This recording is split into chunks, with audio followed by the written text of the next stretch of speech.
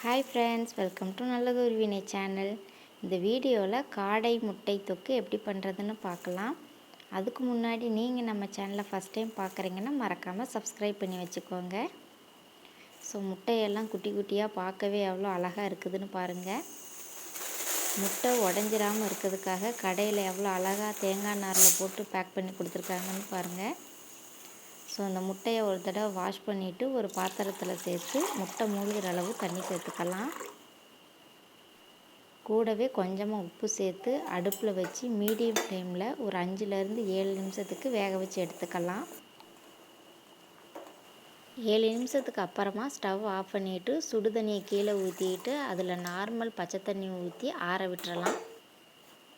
இப்போ முட்டை தொக்கு செய்ய ஸ்டவ்வில் ஒரு கடாய் வச்சு அதில் 3 ஸ்பூன் அளவுக்கு எண்ணெய் சேர்த்துக்கலாம். எண்ணெய் சூடானதும் 1/2 ஸ்பூன் அளவு ஜீரகம் சேர்த்துட்டு 1 ஸ்பூன் அளவுக்கு குட்டி குட்டியாக கட் பண்ணி வச்சுருக்கிற இஞ்சி பூண்டு சேர்த்து நல்லா வதக்கி விட்டுக்கலாம்.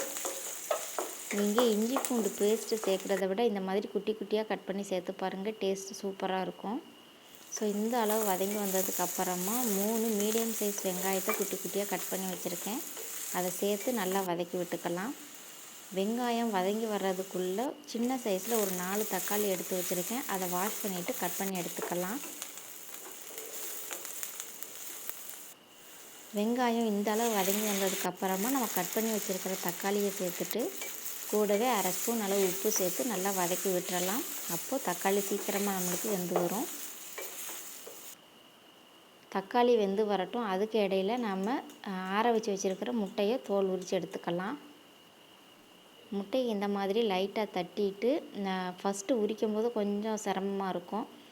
முதல்ல அந்த ஓட்டை பிச்சிட்டோம்னா அடுத்து உரிக்கிறது ஈஸியாக இருக்கும்.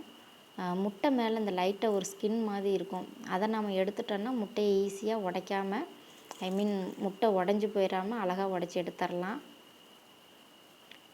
முட்டை தோடு உரிக்கும்போது நகத்தை வச்சு உரிக்காமல் விரல் அந்த சதைப்பகுதி இருக்கும் இல்லையா, அதை வச்சு உரித்து பாருங்கள், முட்டை நம்மளுக்கு உடையாமல் சூப்பராக கிடைக்கும்.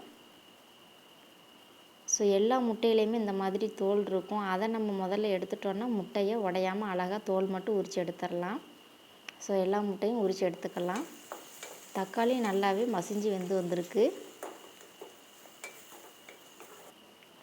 இப்போது 1/2 ஸ்பூன் அளவு மிளகாய்த்தூள், 1 ஸ்பூன் அளவு மல்லித்தூள், 1/4 ஸ்பூன் அளவு மஞ்சள் தூள், 1/2 ஸ்பூன் அளவு கரம் மசாலா சேர்த்து நல்லா வதக்கி விட்டுக்கலாம். அடுப்பை லோ ஃப்ளேமில் வச்சுக்கோங்க.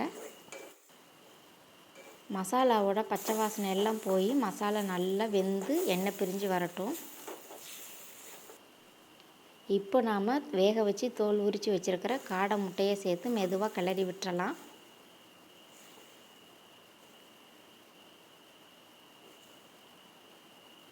காடை முட்டை ரொம்ப ரொம்ப நல்லதுன்னு சொல்கிறாங்க. கிடைச்சா வாங்கி இந்த மாதிரி செஞ்சு பாருங்கள். நல்லா கலந்துட்டு ஒரு 2 நிமிஷம் அப்படியே விட்டுறலாம். 2 நிமிஷத்துக்கு அப்புறமா நல்லா கலந்து விட்டுறலாம்.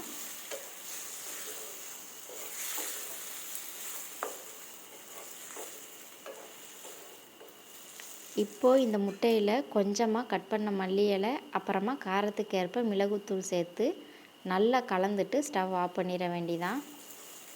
ஸோ நம்ம நார்மலாக செய்கிற முட்டையில் கூட கொஞ்சம் கவிச்ச வாடை அடிக்கும். இந்த காடை முட்டையில் அந்த மாதிரி எந்த ஸ்மெல்லும் வராது. கிடைச்சா வாங்கி ட்ரை பண்ணி பாருங்கள்.